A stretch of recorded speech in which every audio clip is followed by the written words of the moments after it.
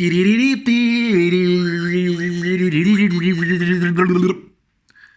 vu The King sur Netflix, Le Roi, je traduis pour les incultes, Le Roi, et bien que ce film m'ait vraiment laissé sur ma faim, il m'a aussi inspiré quelques réflexions, toujours profondes chez moi, tu le sais. Bon. The King, c'est quoi ? Que trouve-t-on derrière un titre aussi sobre et aussi catégorique ? Bon, alors c'est l'histoire étalée sur 2h20 de la montée en puissance d'Henri V d'Angleterre, un monarque du XVe siècle avec sa bonne coupe au bol, qui à 13 ans était déjà fait chevalier, menait des milliers d'hommes sur les champs de bataille de la guerre de 100 ans, et finit vers 25 piges à peu près par soumettre le royaume de France. Rien que ça, voilà. Bon, d'après les chroniques du temps jadis, Henri V était une espèce de Mozart de la hache, tu vois, très attiré, comme tous les gourmets anglais, par la bonne volaille française, tu vois. Attention, je vais faire un jeu de mots magnifique. Si la guerre était le péché mignon d'Henri V, le royaume de France fut son filet mignon. C'était bon, ça, hein. Henri voulait se taper du Gaulois, et il l'a fait. Mais alors à quel prix ? C'est ce que nous montre le film. Le film nous montre le prix payé par Henri V pour à la fois unifier une Angleterre déchirée par les guerres intestines et annexer tout le territoire français. Voilà. Unifié, annexé, c'est le pouvoir de la coupe au bol, c'est le pouvoir de Timothée Chalumeau, l'acteur principal qui est lui-même français par son père, mais qui joue avec une certaine beauté grave, une certaine grâce. King Henry of England.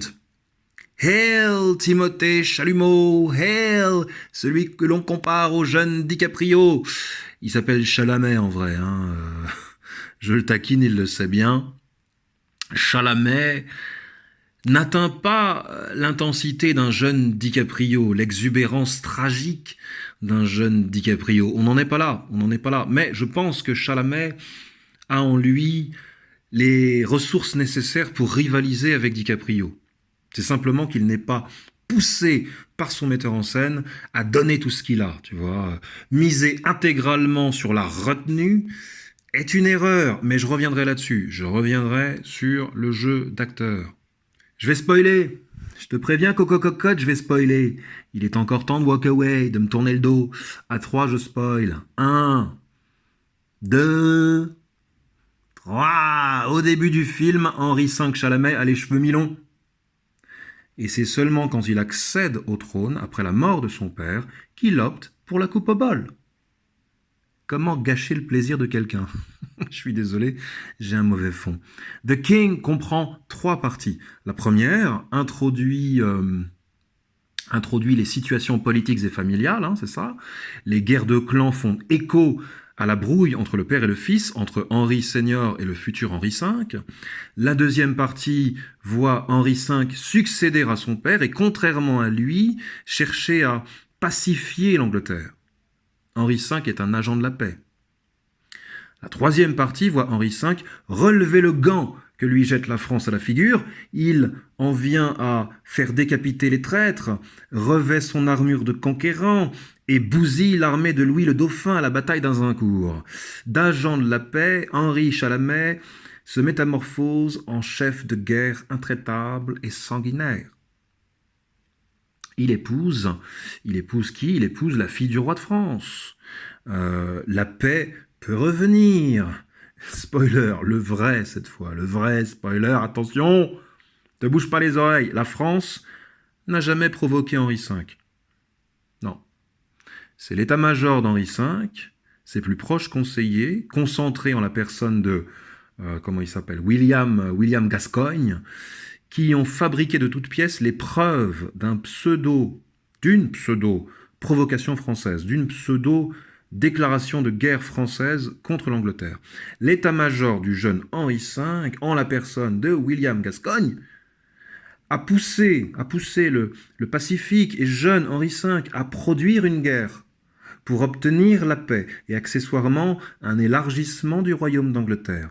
Voilà, il fallait diaboliser la France pour angéliser l'Angleterre. La stratégie des pseudo-armes de destruction massive en Irak ne date pas d'hier. Fabrique ton ennemi pour mieux justifier l'hécatombe. C'est un très vieux précepte de l'art de la guerre, tu sais. Henri Chalamet tombe dans le panneau, livre bataille, tue un maximum de jeunes gens, et puis la fille de Johnny Depp, la fille du roi, lui ouvre les yeux, et il comprend l'envergure de sa naïveté, il comprend le Chalamet. En réponse à cette prise de conscience, il poignarde William Gascoigne dans la tête. William Gascoigne s'affaisse comme une vieille crêpe à ses pieds. Son règne peut commencer... Je t'ai dit que le film avait inspiré quelques réflexions. La première réflexion a trait à la véracité contestable des faits historiques présentés dans le film.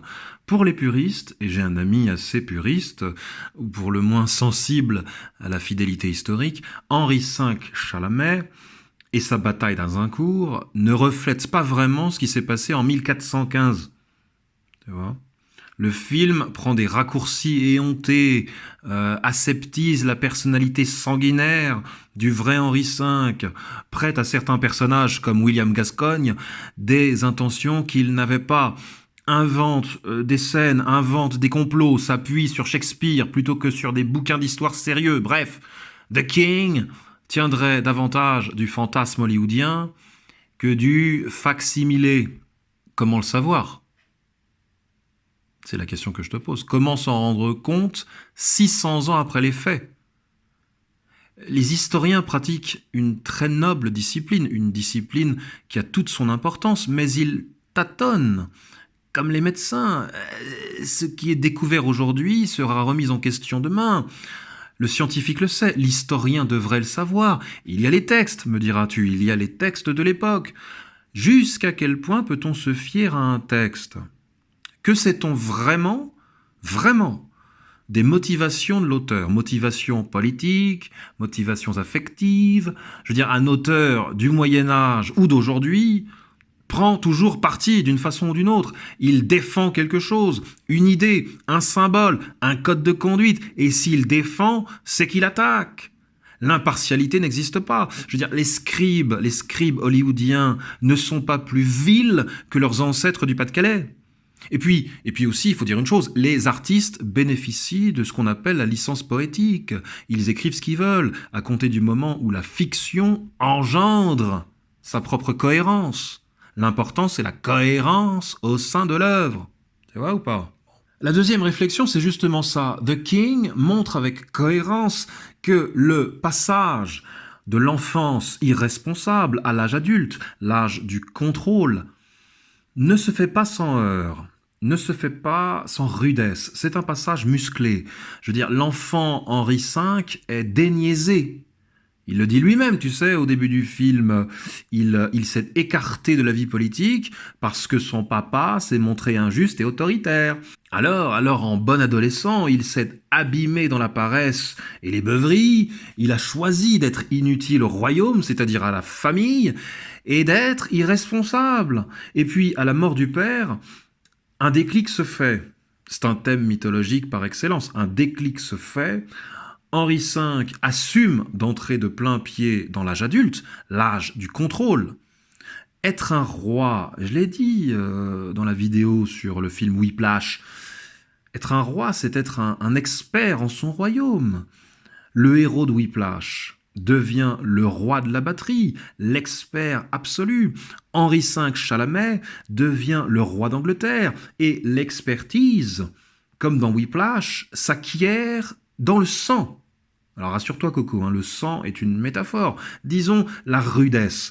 Parfois le sang coule vraiment, mais tu dois voir plus loin que le spectaculaire. La bataille d'Azincourt est très spectaculaire, digne de Game of Thrones, très immersive. Henri V se transfigure dans la bataille, comme un jeune d'aujourd'hui peut se transfigurer dans la bataille qu'il livre au quotidien pour acquérir le respect des adultes, acquérir sa propre estime de soi. Rien n'est donné, Coco, ni en 1415, ni en 2019.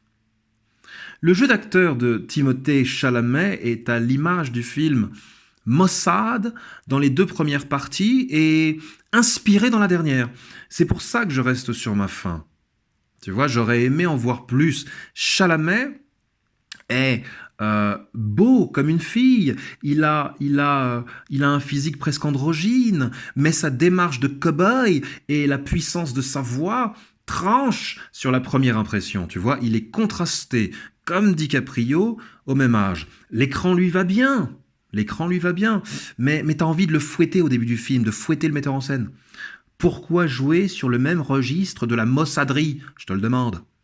C'est là où DiCaprio, jeune, excelle l'exubérance tragique. Mais Chalamet reste à surveiller. Tu vois, je pense qu'il est très bon. Il doit simplement déployer sa palette de jeux. Leçon de mise en scène, c'est gratuit, profite. Robert Pattinson, quant à lui, qui joue Louis le Dauphin, a bien compris que les Gaulois avaient du mal avec la langue anglaise. Hello, my dear King of England. I'm here to cut your throat with my sword, and I'm glissing in the boo before dying like a dog. Bravo, Robert Pattinson. Tu le verras avec sa coupe et avec son accent, c'est trop fort. Cocorico. C'est pareil, j'aurais aimé en voir plus. Un acteur anglais comme Pattinson qui joue un prince français, j'aurais aimé en voir plus. Bref. Si tu aimes les récits initiatiques, les trajectoires du héros ou du vilain que nous sommes tous, si les vieux préceptes de l'art de la guerre te fascinent, si Machiavel te fascine et que la licence poétique ne te choque pas, regarde The King. Machiavel a dit quelque chose comme il ne faut pas faire le mal successivement, il faut le faire une bonne fois pour toutes et on n'en parle plus. Tu vois, en somme, frappe un grand coup, ça va faire mal, mais tu obtiendras la paix, comme Henri V après Azincourt. Alors c'est à débattre, hein, Coco, c'est sulfureux, t'es d'accord. Alors qu'est-ce que tu en penses? Et là la question, qu'est-ce que tu en penses? La fabrique de l'ennemi, la fabrique de la propagande. Vaste sujet. Bon. J'y vais, hein. Et n'oublie pas la coupe au bol. T'oublies pas. La prochaine fois qu'on se voit dans le Pas-de-Calais, Cocorico, on fumera le Chalamet de la paix.